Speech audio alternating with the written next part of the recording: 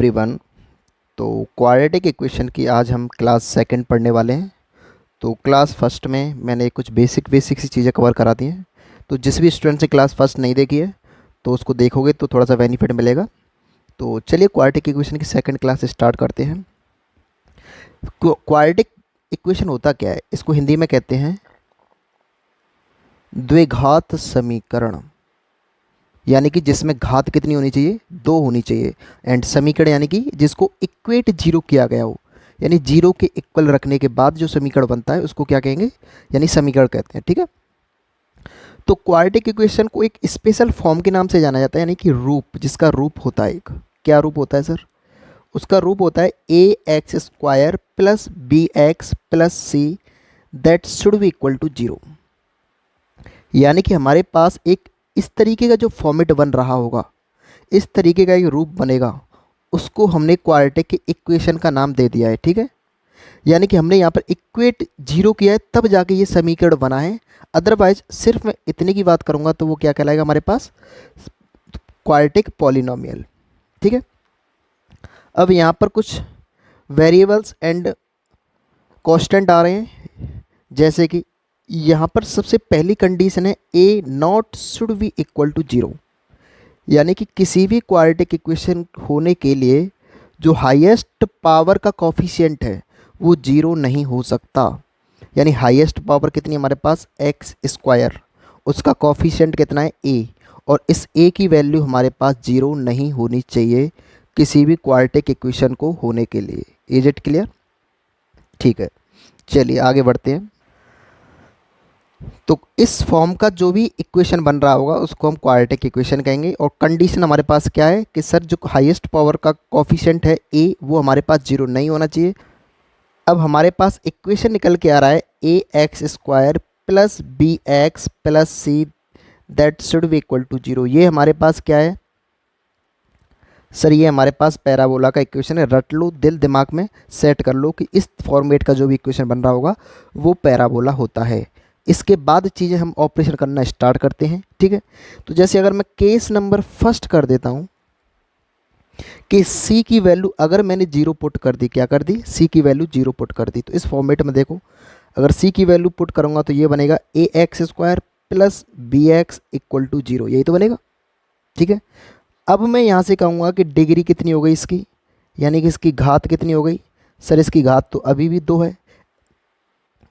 ऐसा क्यों है, क्योंकि सर हाईएस्ट पावर का जो पावर है, हाईएस्ट पावर हमारे पास कितनी है, 2, तो हमारे पास डिग्री कितनी आ गई इसकी, 2 आ गई।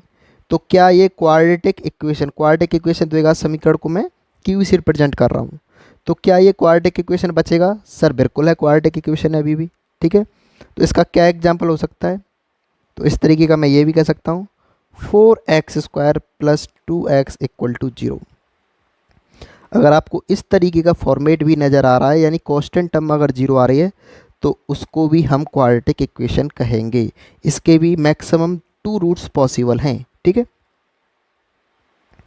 अगर केस सेकंड में कहता हूँ, अगर मैंने b की वैल्यू जीरो पुट कर दी, क्या कर दी, b की वैल्यू जीरो, तो हम इस इक्वेशन में b की वैल्यू जीरो पुट करके देखते हैं तो हमारे पास जो फॉर्मेट निकल के आएगा वो कुछ इस तरीके का निकल के आएगा।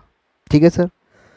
तो अगर मैं यहाँ से बात करता हूँ कि इसकी डिग्री क्या हो जाएगी सर, इसकी घात क्या हो जाएगी, तो अभी भी मैं कहूँगा कि मैक्सिमम पावर कितनी है हमारे पास, एक्स स्क्वायर, तो घात कितनी होगी हमारे पास, डिग्री कितनी हो गई, 2। तो क्या ये अभी भी क्वाड्रेटिक इक्वेशन यानी कि द्विघात समीकरण बचेगा, मैं कहूँगा बिल्कुल बचेगा। तो इसका एक एग्जाम्पल देके बताइए कि किस तरीके का हो सकता है। ठीक है। तो x square plus 3 equal to zero, हमने ऐसा एग्जाम्पल ले लिया है। अब यहाँ पर देख पा रहे होंगे इस फॉर्मेट को फुलफिल कर रहा है ये एक्स स्क्वायर ये रहा, इसका कोफिशिएंट ए है तो यहाँ पर मल्टीप्लाई किसका हो रहा है, 1 का, तो ए की वैल्यू यहाँ पर 1 हो जाएगी। v यहाँ पर 0 था, हमने v नहीं लिया है, यानी x का कोफिशिएंट, उसके बाद कांस्टेंट टर्म c की वैल्यू हमारे पास 3 हो गई। तो ये फॉर्मेट बन रहा है वो क्या हो गया, क्वाड्रेटिक इक्वेशन बन गया। ठीक है। अच्छा, केस थर्ड में अगर हम बात करते हैं कि सर अगर हम a की वैल्यू 0 पुट कर देते हैं तो क्या होगा, a की वैल्यू अगर इस इक्वेशन में पुट करके देखते हैं तो सर होगा हमारे पास b x plus c that should be equal to zero. हमारे पास ये फॉर्मेट बनेगा। अगर ये फॉर्मेट बन रहा है तो बताइए यहाँ पर हमारे पास डिग्री यानी कि घात कितनी आ जाएगी। सर घात तो हमारे पास एक नज़र आ रही है। कैसे सर, कि जो वेरिएबल है उसकी मैक्सिमम पावर तो हमारे पास एक दिख रही है ना यहाँ पे। ठीक है सर, तो यहाँ पर डिग्री कितनी बन रही है, एक बन रही है। तो क्या ये क्वाड्रेटिक इक्वेशन होगा? सर क्वाड्रेटिक इक्वेशन के लिए तो डिग्री 2 होना ज़रूरी था, तो ये क्वाड्रेटिक इक्वेशन नहीं होगा। फिर इसको हम क्या कहेंगे? इसको कहेंगे लीनियर इक्वेशन। क्या कहेंगे? रेखीय समीकरण। ये हमारे पास बन गया अब रेखीय समीकरण। जैसे कि 2x + 3 दैट इज 0, तो ये इसको हम कहेंगे, इस फॉर्मेट को, ये बनता है हमारे पास रेखीय समीकरण। अच्छा, अगर मैं केस नंबर 4 लेके चल रहा हूँ, समझते चले धीरे धीरे चीज़ें, क्योंकि हर एक चीज़ को बेसिकली समझेंगे, बेसिक कंसेप्ट से समझेंगे तो आगे दिक्कत नहीं आएगी। अगर रट्टा मार के चलोगे तो चीज़ें माइंड में ज़्यादा देर तक नहीं टिक पाएंगी। ठीक है, अब मैंने क्या किया है, बी एंड सी दोनों की वैल्यू अगर मैं 0 पुट कर देता हूँ फिर क्या होगा सर? तो हम यहाँ से देख पा रहे होंगे हमारे पास ये इक्वेशन है सर, इसमें बी एंड सी की वैल्यू 0 जैसे ही पुट करूँगा तो हमारे पास सिर्फ इतना टर्म बचेगा, यानी कि ax² = 0 इस फॉर्मेट का बचेगा। तो अगर मैं यहाँ पर डिग्री की बात करूँ, घात की बात करता हूँ, तो घात हमारे पास अभी भी 2 आ गई यहाँ पर। तो क्या ये क्वाड्रेटिक इक्वेशन होगा? बिल्कुल होगा, क्वाड्रेटिक इक्वेशन होगा। जैसे कि अगर आपको इस तरीके का लिखा नज़र आ रहा है 2x² = 0 या x² = 0, तो ये दोनों फॉर्मेट क्या हैं? इनको हम क्वाड्रेटिक इक्वेशन कहेंगे। Is it clear?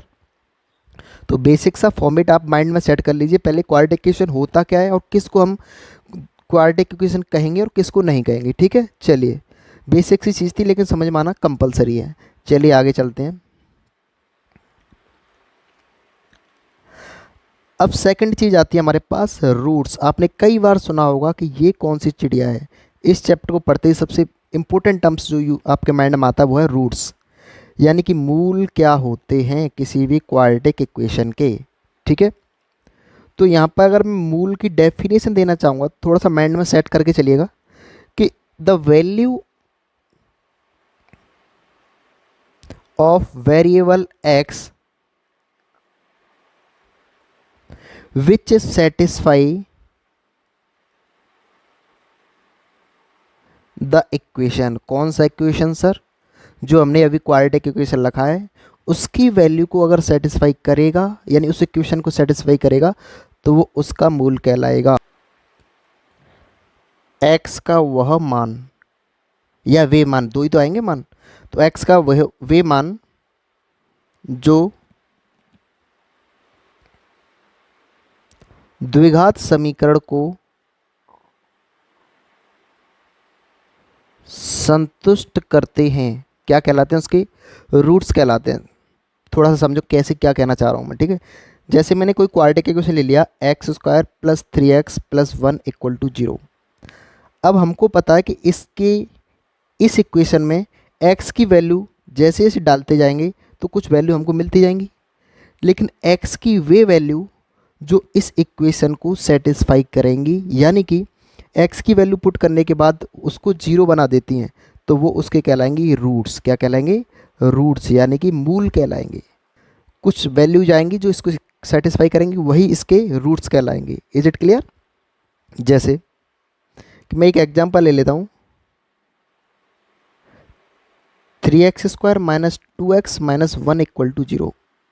मैंने एक इक्वेशन लिख दिया, ये क्वाड्रेटिक इक्वेशन। अगर मैं देख रहा हूँ, अभी देखते चलिए, अगर मैं कहूँ x = 1 एंड x = -1/3, अगर इन दोनों वैल्यूज़ को मैं इस इक्वेशन में पुट करके देखता हूँ तो सर ये इस इक्वेशन को सेटिस्फाई कर रही हैं, या मैं इस वाली वैल्यू को मैं इस इक्वेशन में पुट करके देखता हूँ तो इसको ये क्या कर रहा है, ये सेटिस्फाई कर रहा है। तो मैं यहाँ से ये कह सकता हूँ कि सर x = 1 एंड x = -1/3 दोनों इस इक्वेशन के क्या हो जाएंगे? रूट्स हो जाएंगे। Is it clear? कुछ चीज़ समझ में आ रही है? अब ये कैसे निकाला है, अभी इस चीज़ पे फोकस मत करो, धीरे धीरे चीज़ों को सीखेंगे हम कैसे निकालते हैं रूट्स भी किसी भी क्वाड्रेटिक इक्वेशन के। ठीक है, तो अभी ये समझो कि रूट्स होता क्या है बेसिकली। तो x की वे वैल्यू जो इस क्वाड्रेटिक इक्वेशन को सेटिस्फाई करेंगी वो होते हैं रूट्स। Is it clear? चलिए, तो मैं यहाँ से ये कह सकता हूँ कि 1 कॉमा माइनस 1/3 आर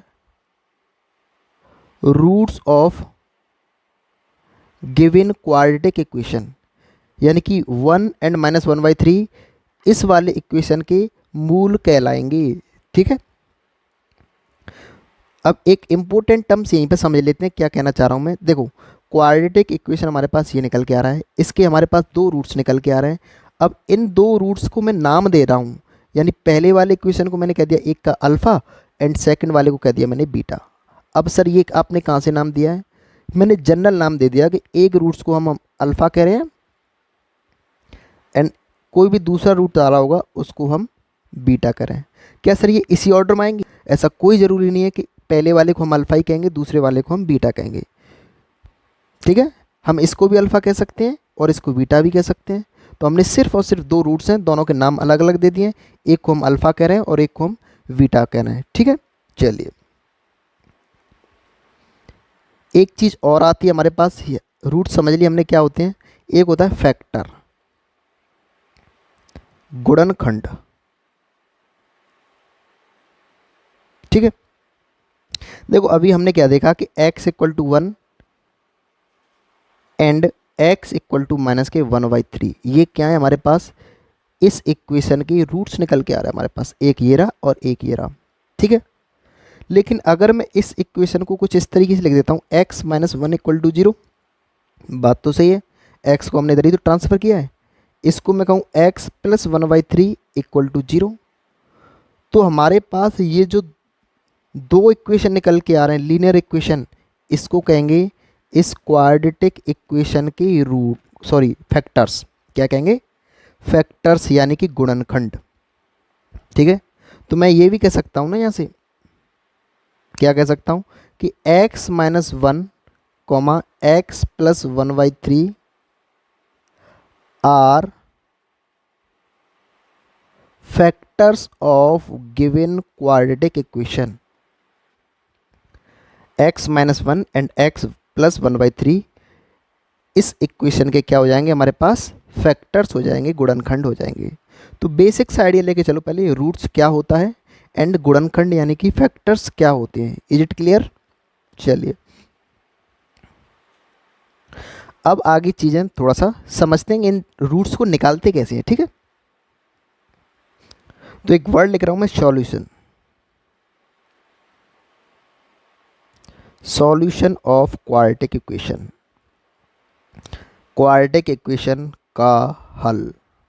अब क्यूई जब भी लिख रहा हूँ मैं तो समझ जाना मैं द्विघात समीकरण की बात कर रहा हूँ, क्वाड्रेटिक इक्वेशन की बात कर रहा हूँ। ठीक है, तो बेसिकली होता क्या है इसमें, सॉल्यूशन का मतलब होता है कि हम यहाँ पर रूट्स निकाल रहे हैं किसी भी क्वाड्रेटिक इक्वेशन के, और किस तरीके से निकालते हैं ये चीज़ आपको आना चाहिए, काफ़ी इंपॉर्टेंट है। और क्वेश्चंस हम प्रैक्टिस करेंगे तब आपको चीज़ें समझ में आएंगी कि बहुत ज़्यादा इंपॉर्टेंट है। ठीक है, तो इसके दो मेथड से निकालेंगे। सबसे पहले हमारा जो हमारे पास मेथड आता है वो होता है फैक्टराइजेशन, फैक्टराइजेशन मेथड, गुणनखंड विधि।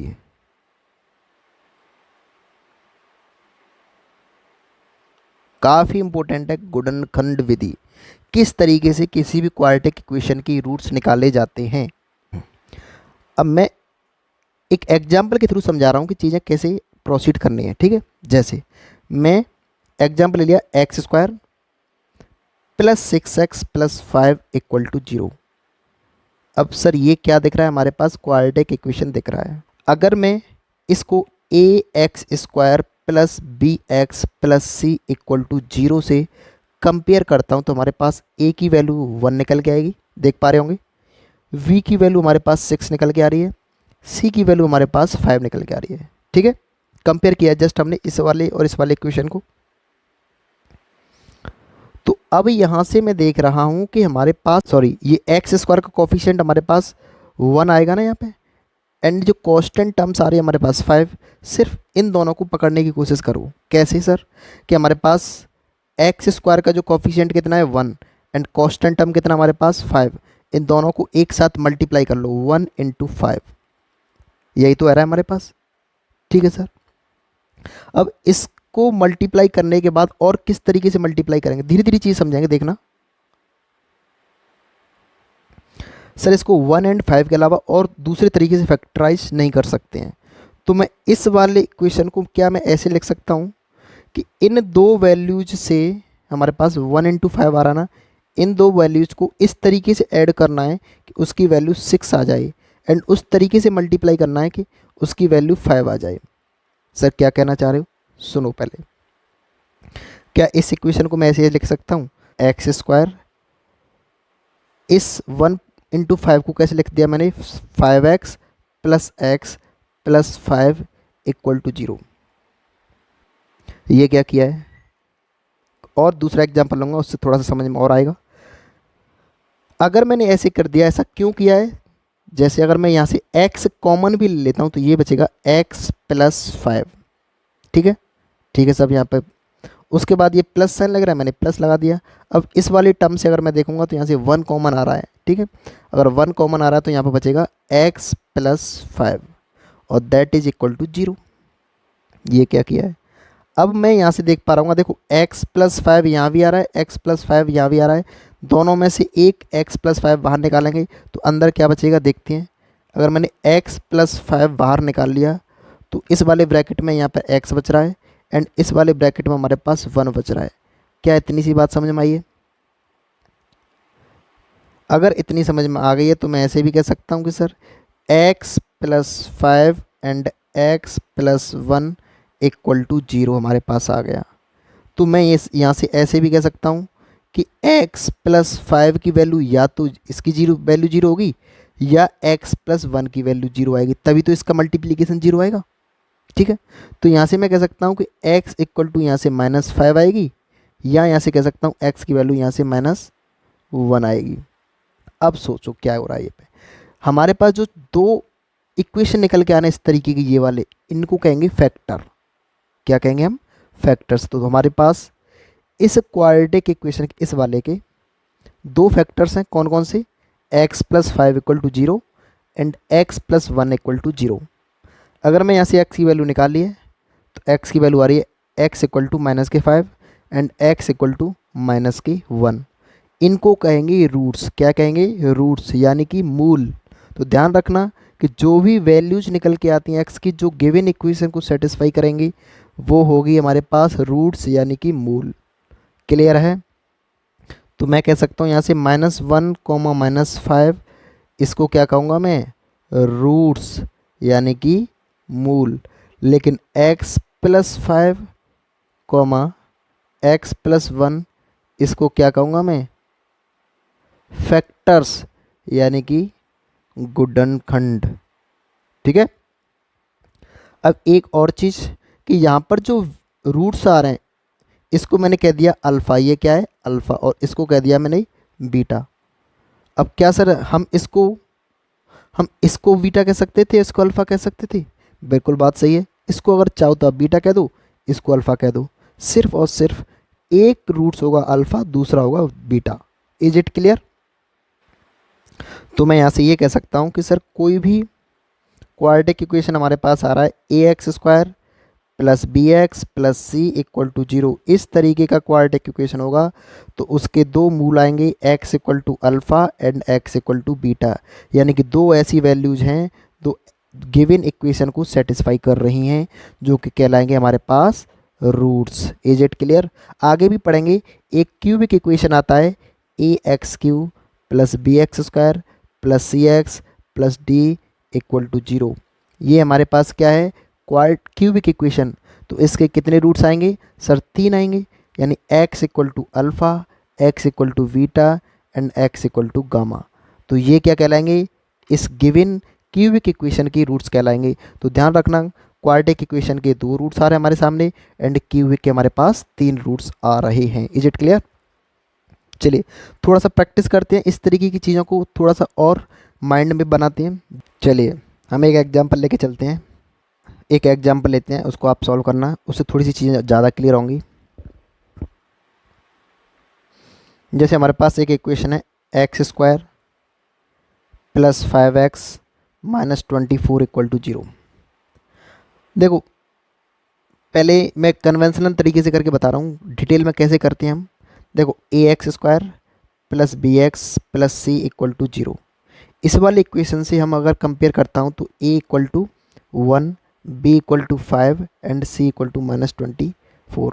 आपको आगे से ऐसे लिखना नहीं है, लेकिन मैं करके बता रहा हूँ, आपको माइंड में क्लियर हो जानी चाहिए। जो एक्स स्क्वायर का कॉफिशिएंट 1 है वो हमारे पास ए है, जो एक्स का कॉफिशिएंट है वो हमारे पास बी है, और जो कांस्टेंट टर्म है वो हमारे पास सी है। ठीक है, आगे से ऐसा लिख लिख के नहीं देखेंगे बार बार। ठीक है, तो अब मैं क्या करना हूँ, ए इंटू सी करूँगा। हमारे पास ए कितना है 1, सी कितना है, यानी कि साइन साथ नहीं लेना है 24, तो हमारे पास कितना बन रहा है 24। अब इसको फैक्टराइज करो, किस किस तरीके से कर सकते हैं। सब 1 इंटू 24 कर सकते हैं, इज इट क्लियर। 2 इंटू 12 कर सकते हैं, 3 इंटू 8 कर सकते हैं, 4 इंटू 6 कर सकते हैं, और भी तरीके से कर सकते हैं सर, ये कर सकते हैं। ठीक है, अब मुझे एक बात बताइए, इन फैक्टर्स को मैं यूज करके, यानी सिर्फ और सिर्फ मुझे ऐड करना है या सब्सट्रैक्ट करना है, हमको फाइंड ऑब्टेन कितना करना है 5, यानी कि ऐसे कौन से फैक्टर्स होंगे जिससे हम 5 ला सकते हैं। तो क्या 24 एंड 1 से ऐड या सब्सट्रैक्ट करके 5 आ सकता है, नहीं आ सकता है। क्या 2 एंड 12 से आ सकता है, नहीं आ सकता है। क्या 4 6 से आ सकता है, नहीं आ सकता है। क्या 3 एंड 8 से आ सकता है, हाँ सर आ सकता है। 8 माइनस 3 करोगे तो 5 आ जाएगा। ठीक है, तो अब यहाँ से हम देखेंगे कि इस वाले इक्वेशन को मैं ऐसे लिख सकता हूँ, एक्स स्क्वायर, इस 5x को मैंने क्या लिखा है, प्लस के 8x माइनस के 3x, और माइनस के 24 था ही पहले से, तो हमारे पास इस तरीके का इक्वेशन फॉर्म हो गया। अब मैं क्या कर रहा हूँ, यहाँ से x कॉमन लिया तो ये बन गया x प्लस 8, यहाँ से -3 कॉमन लिया तो ये बन रहा है x plus 8, that is equal to 0। अब यहाँ पर देख पा रहे होंगे x plus 8 and x plus 8 दोनों में कॉमन आ रहा है, तो यहाँ से मैं इसको बाहर निकाल लूँगा। x प्लस 8 बाहर निकाला तो यहाँ कितना बन रहा है, x माइनस 3 रिमेनिंग बच जाएगा, इक्वल टू 0। क्लियर है। अब मैं यहाँ से क्या कह सकता हूँ कि x प्लस 8 की वैल्यू या तो 0 होगी या x माइनस 3 की वैल्यू 0 होगी, तभी तो इसको 0 ला सकते हैं हम। तो अगर x प्लस 8 की वैल्यू 0 होगी तो मैं x की वैल्यू यहाँ से -8 कह सकता हूँ, एंड यहाँ से x की वैल्यू 3 कह सकता हूँ। अब यहाँ पर देख पा रहे होंगे कि ये हमारे पास क्या आ रहे हैं, रूट्स आ रहे हैं। किसके, इस इक्वेशन के रूट्स आ रहे हैं। Is it clear. लेकिन अगर मैं इनको क्या कहूँगा, इनको कहूँगा मैं फैक्टर्स। ठीक है, तो इस तरीके से हमको फैक्टराइज करना है। थोड़ा सा स्पीड बढ़ाने की कोशिश करना, मेरे साथ देखना दोबारा से मैं किस तरीके से करने जा रहा हूँ। ठीक है, एक और एग्जांपल लेके चलते हैं हम, जैसे एक्स स्क्वायर माइनस के 6x माइनस के 16 इक्वल टू 0। अब डायरेक्ट सारी चीज़ें नहीं लिखेंगे, हमारे पास फैक्टर्स किस किस के करने हैं सर, इसका एंड इसका, इसके मल्टीप्लिकेशन कितना आएगा सर 16। तो मैं यहाँ पर लिखूँगा 16 के किस किस तरीके से लिख सकते हैं, 1 इंटू 16, 2 इंटू 8 एंड 4 इंटू 4। अब यहाँ पर देख पा रहे हूँ, क्या इनसे 6 ला सकता हूँ, नहीं ला सकता। क्या इनसे 6 ला सकता हूँ, ला सकता हूँ सर, 8 माइनस 2। क्या इनसे 6 ला सकता हूँ, नहीं ला सकता हूँ। तो सिर्फ इनसे 6 लाऊंगा, तो कैसे लाऊंगा, इस इक्वेशन को कैसे लिखूंगा मैं, एक्स स्क्वायर 6x को मैंने लिख दिया माइनस के 8x प्लस के 2x।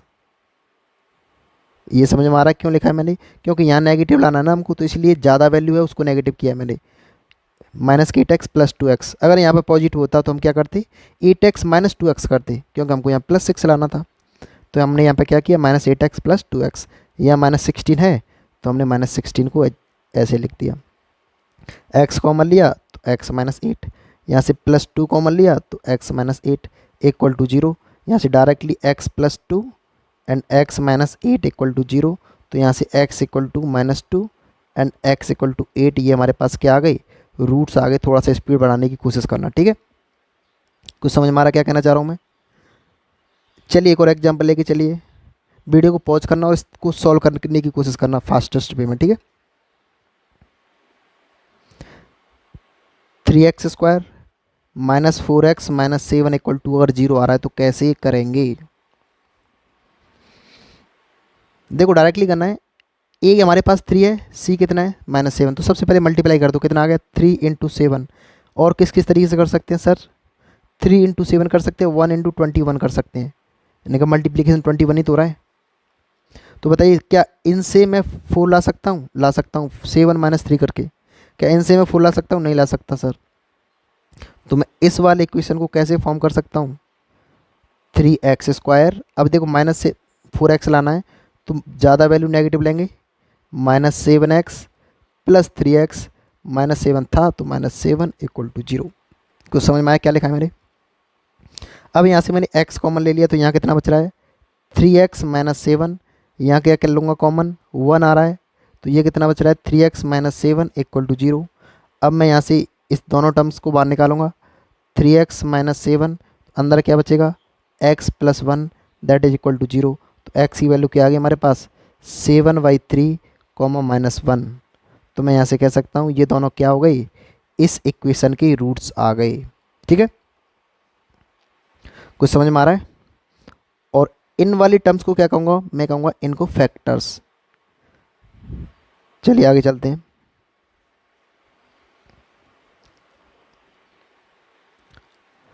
एक और क्वेश्चन प्रैक्टिस करिए, थोड़ा सा स्पीड बढ़ाएगी। जैसे x² -3x plus 2 equal to 0, इसको फैक्टराइज करके बताइए मेरे को। देखो हमारे पास x² यानी 1 आ रहा है a की वैल्यू, एंड c की वैल्यू 2 आ रही है, तो मल्टीप्लाई करो 1 इंटू 2 कितना आ रहा है हमारे पास 2। अब 2 से हम 3 कैसे ला सकते हैं सर,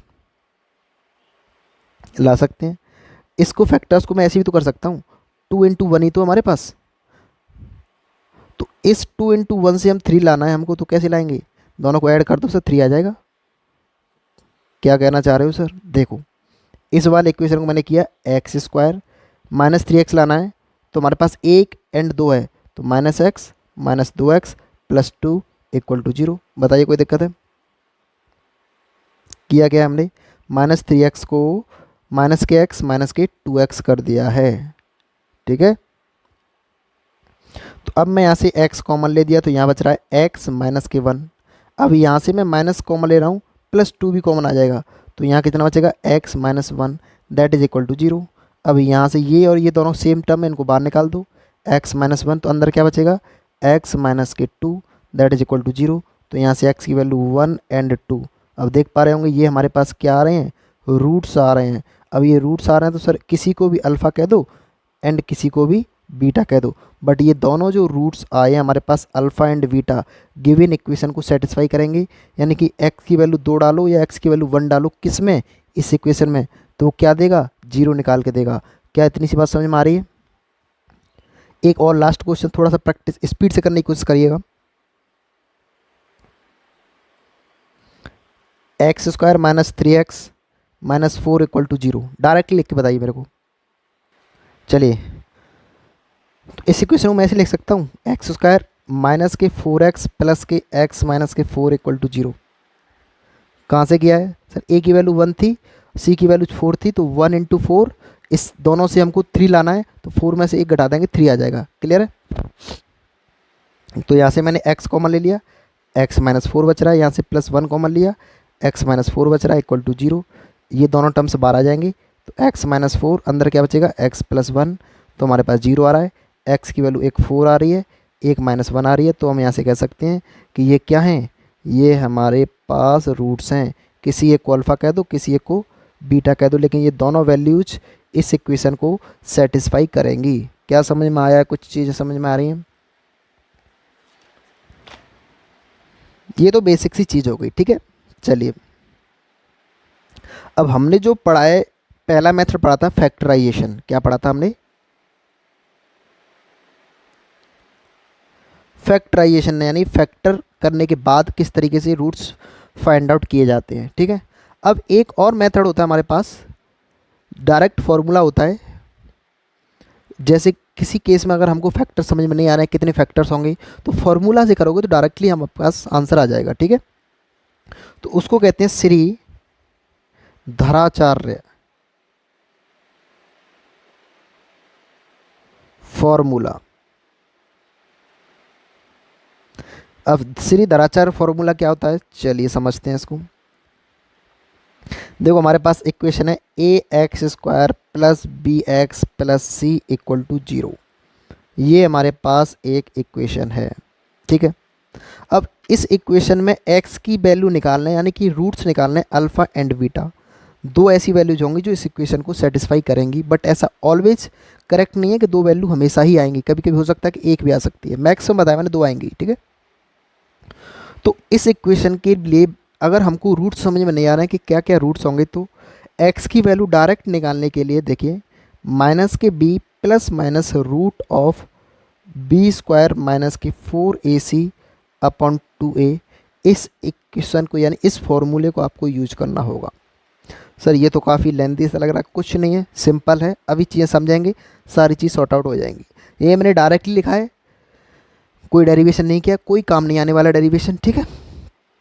अब मुझे ये बताइए ए क्या है सर यहाँ पे, एंड बी क्या है, एंड सी क्या है। इन तीनों टर्म्स को पहले समझ लीजिए क्या है। सर ए है हमारे पास एक्स स्क्वायर का कॉफिशिएंट, बात सही है, बिल्कुल सही है। बी क्या है हमारे पास, एक्स का कॉफिशिएंट, बिल्कुल बात सही है। सी क्या है हमारे पास, कांस्टेंट टर्म्स है, सिंपल सी बात है, इसमें कोई दोहराई वाली बात नहीं है, ठीक है। अब यहाँ से x की वैल्यू सर दो कैसे निकालेंगे, तो यहाँ पे देखिए ना, एक बार प्लस लेना है, एक बार माइनस साइन लेना है, तो हमारे पास वैल्यू दो आ जाएंगी।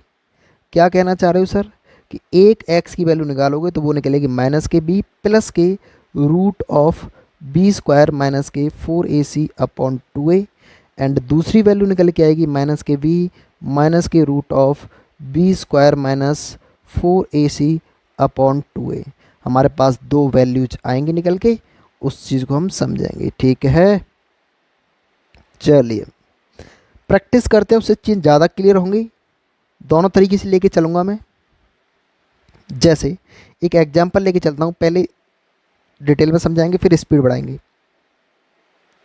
एक्स स्क्वायर माइनस के 6x माइनस के 16 इक्वल टू 0, ठीक है। अब मुझे बताइए डायरेक्टली ए की वैल्यू 1, बी की वैल्यू -6, सी की वैल्यू माइनस के 16। अब बताइए एक्स की वैल्यू क्या करूँगा, माइनस के बी, यही तो फार्मूला था, माइनस के b plus minus root of b square minus 4ac upon 2a। दिल दिमाग सब जगह सेट कर लो, इस फॉर्मूले को याद आएगा इमरजेंसी में, ठीक है। तो x की वैल्यू निकालना है माइनस, और b की वैल्यू कितना है माइनस के 6, प्लस माइनस साइन के साथ साइन का विशेष ध्यान रखना है, बी स्क्वायर यानी कि -6 का स्क्वायर माइनस 4, ए की वैल्यू हमारे पास कितनी है 1, सी की वैल्यू कितनी है माइनस के 16 अपॉन 2 इंटू ए की वैल्यू 1। क्या समझ में आया है।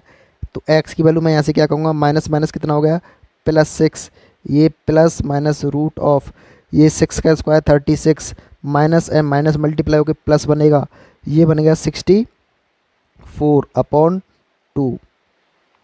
तो x की वैल्यू हमारे पास 6 प्लस माइनस ये बनेगा 100, और 100 का रूट कितना होता है 10, तो plus minus 10/2।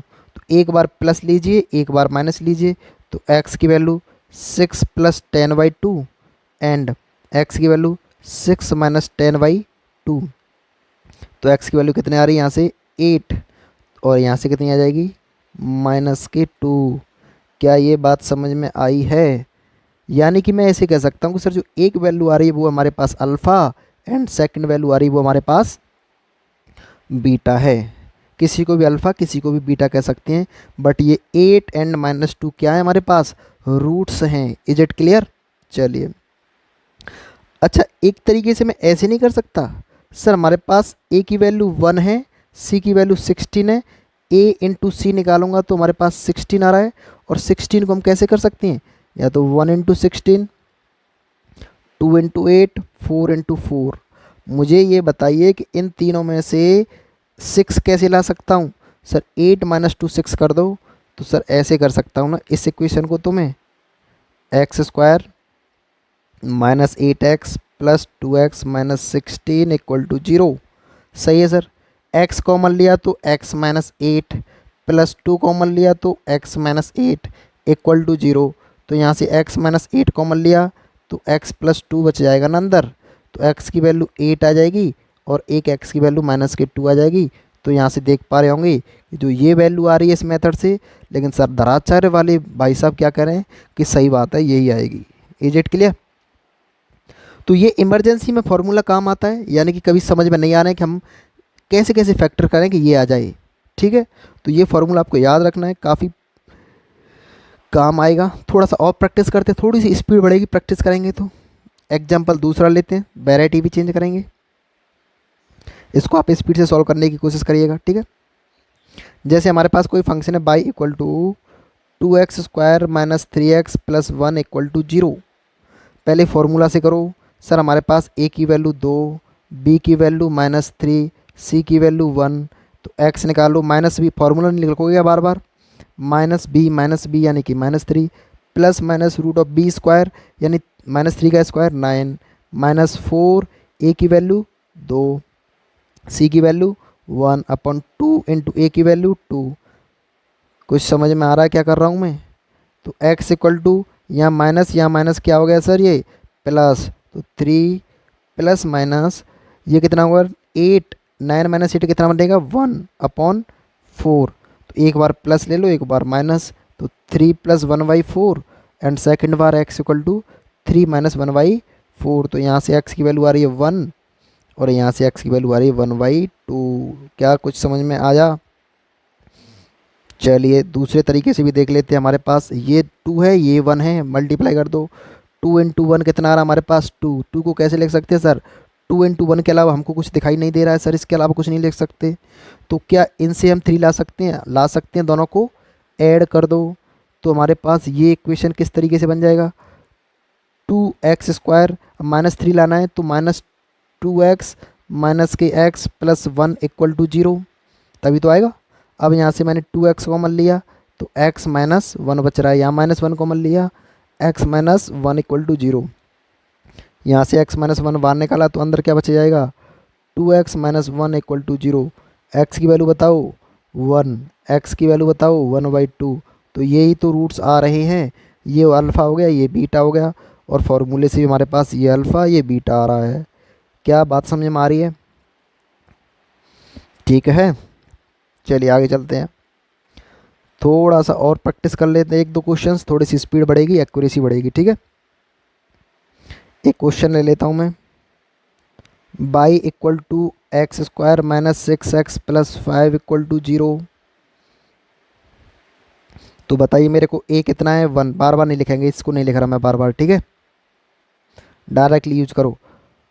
x equal to -b -6 plus minus root of b square 36 -4ac upon 2 into a। नहीं आया समझ में? नहीं आया तो a b c की वैल्यू डायरेक्ट लिख के देखो, फिर उसके बाद पुट करके देखो फॉर्मूले में। ठीक है, फॉर्मूला और a b c की वैल्यू लिखोगे तो टाइम कंज्यूमिंग हो जाएगा, थोड़ा शॉर्ट करने की कोशिश करिएगा। ठीक है, तो x की वैल्यू हमारे पास 6 प्लस माइनस 36 माइनस 20/2। तो x की वैल्यू 6 प्लस माइनस ये कितना बच रहा है 20 माइनस 36 माइनस 20 कितना बच रहा है 16, और 16 का रूट कितना होता है 4/2।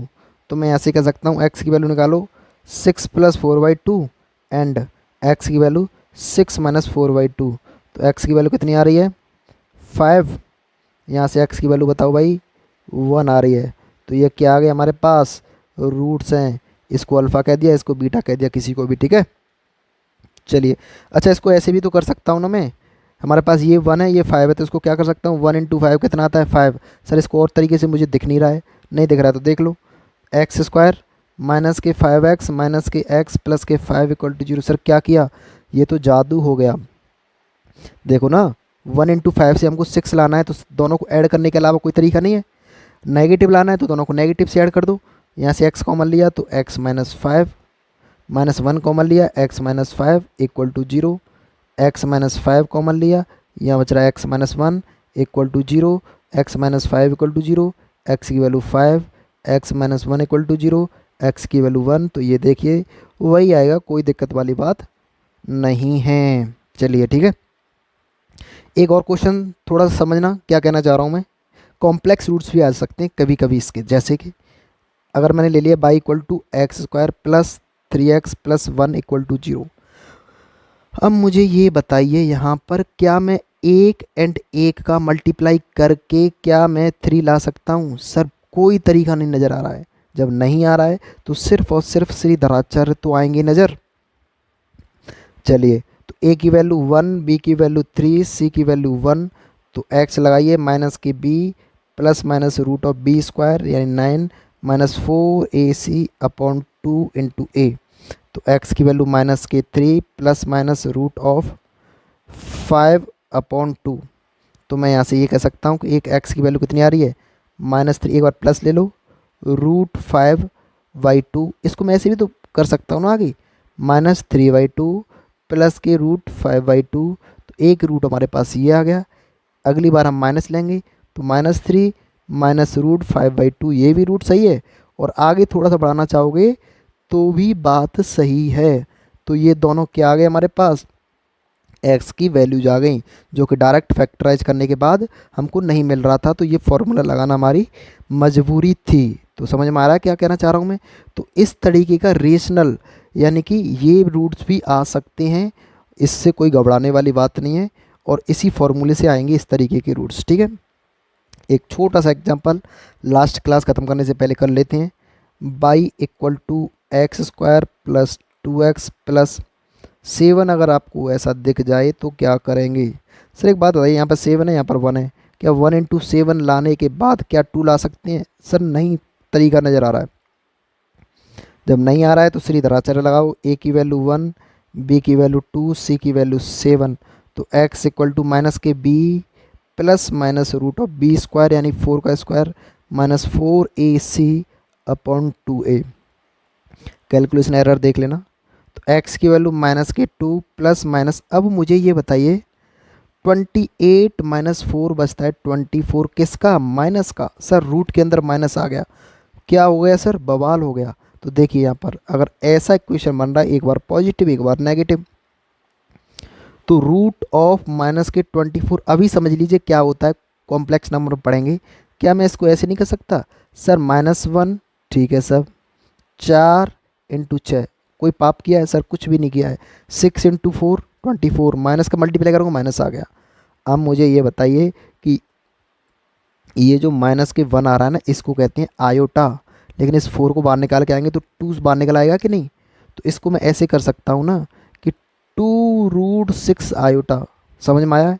इस 4 को बाहर निकाला, 2√6 को √6 कर दिया, और -1 रूट में आ रहा है तो आयोटा कर दिया। समझ में आया है? तो चलिए एक्स की वैल्यू मुझे निकाल के बताइए क्या निकलेंगी।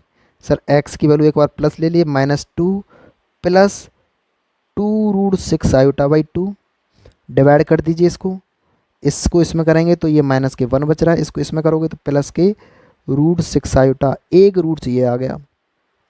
दूसरा बताइए, दूसरी और माइनस ले लीजिए, माइनस के 2√6 आयोटा/2, तो इसको निकालोगे तो -1 माइनस के √6 आयोटा, ये दूसरा रूट्स आ गया। समझ में आया? एक्स की वैल्यू एक ये रही, एक ये रही। और वैसे भी रेशनल जो रूट्स आते हैं वो हमेशा पेयर में आते हैं। मैंने ये चीज़ क्लास फर्स्ट में बताई थी, यानी कि यहाँ प्लस आ रहा है तो यहाँ माइनस आएगा, अगर यहाँ माइनस आता तो यहाँ प्लस आता। तो ये हमेशा कॉम्प्लेक्स रूट होते हैं, वो हमेशा पेयर में आते हैं, हमेशा याद रखना है। अगर किसी ने कह दिया कि एक रूट ये दूसरा बताओ तो दूसरा साइन चेंज कर दो, आयोटा का जो कोफिशिएंट आ रहा है उसका साइन चेंज कर दो बस। अगर पहले प्लस माइनस दे रखा होता तो यहाँ प्लस कर देते। सेम अभी यहाँ पे किया था ना हमने, कहाँ गया ये रे रूट्स, ये भी तो पेयर में आ रहा है ना, रेशनलाइज। ठीक है, परिमेयकरण करने के बाद ये प्लस है तो यहाँ माइनस आ रहा है, अगर यहाँ माइनस आता तो यहाँ प्लस आता। चलिए आज की क्लास यहीं समाप्त करते हैं। अगली क्लास कुछ धमाकेदार चीज़ों के साथ इंट्रोड्यूस होते हैं। चीज़ें रिवाइज करते रहो, थोड़ा सा स्पीड बढ़ाओ, प्रैक्टिस से स्पीड आ जाएगी। और बाकी चीज़ों को मैं कवर करके चली रहा हूँ, छोड़ कुछ भी नहीं रहा। एंड के पेपर आपको हलवा लगेगा, ये मेरी गारंटी है। सारी कॉन्सेप्ट्स को मैं बहुत अच्छे तरीके से कवर करके चलूँगा। ठीक है, thank you, bye bye, love you. Channel को हाँ सब्सक्राइब कर देना और शेयर भी कर देना अपने दोस्तों के साथ। आपको पता है मेहनत लगती है तो आपको भी कुछ ना कुछ देना पड़ेगा। ठीक है, चलिए मिलते हैं कल की क्लास में, बाय, लव यू।